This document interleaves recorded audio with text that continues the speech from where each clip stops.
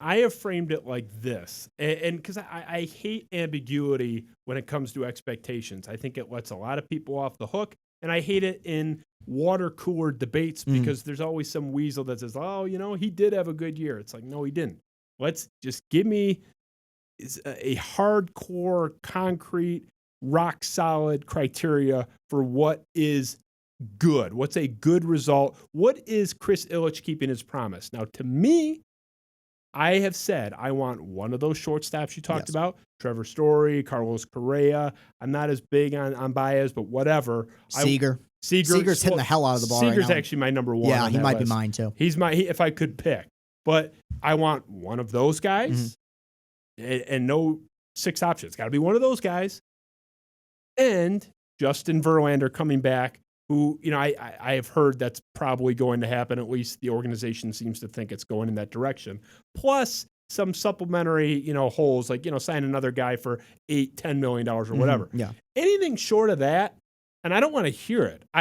Is that fair? Is that fair for me to say, sign one of these guys, sign Verlander and 1 or 2 more middle tier guys, or get the fuck out? Because that's where I'm at. Dude, completely. Yeah, I mean, I would make the argument right now they're kind of past the expected date. I really felt like this offseason was an opportunity. They've had ice cream truck drivers behind home plate for the last 4 or 5 years. They could have gotten JT Realmuto. They didn't.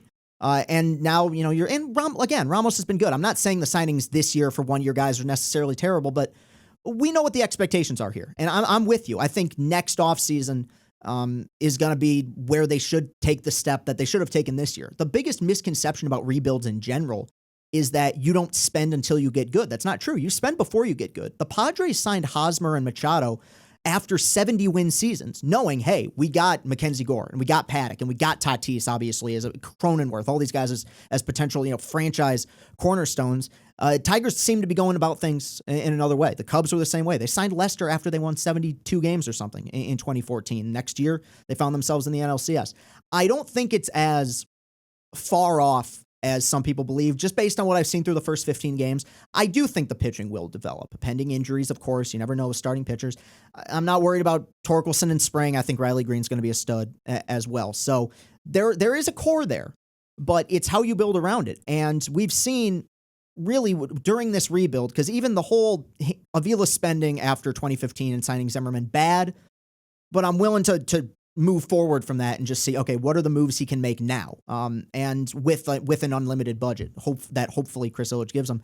I don't know. I think as fans, I think people have been remarkably patient. It's year 5 of the rebuild, man. Beyond. Yeah. I don't. Very patient. Yeah. This is not me in 2018 spitting in my car because in year 2 of a rebuild, Leonis Martin went 0 for 4. Like we're talking about a team that is several years in development and has.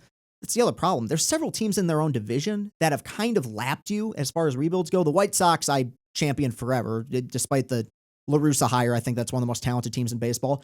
But on a lesser scale, the Royals are in first place right now. Do I think they're going to maintain that? No, of course not. But they went out and they got Benintendi and Santana and Mike Minor, 3 guys that would have been some of the best pieces on this year's Tigers roster. It's just the bargain basement signings are.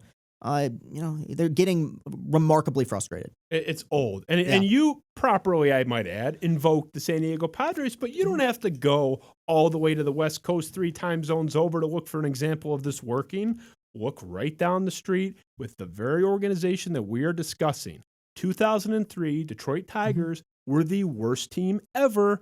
I'm not going to give you the New York Mets that lost 1 more game in the National League as an expansion team. That doesn't count. The 2003 119 loss, Detroit Tigers were the worst baseball team ever. Objectively, the worst. 3 years later, they're in the World Series. Did they make all those signings right before 2006? Nope. Ivan Rodriguez in 04.